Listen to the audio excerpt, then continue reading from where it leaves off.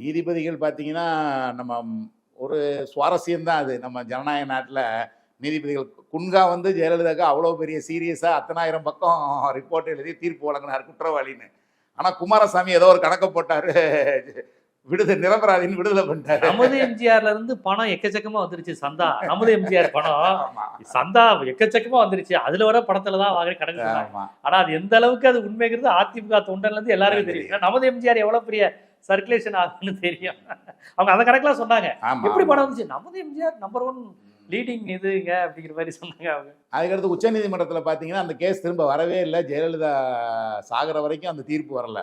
ஆனா சசிகலா பதவியேற்க போறாருன்னு அந்த தீர்ப்பு திடீர்னு தேதி பிப்ரவரி 16 வந்துருச்சு. ஆமா. விறுவிறுப்பா வந்துச்சு.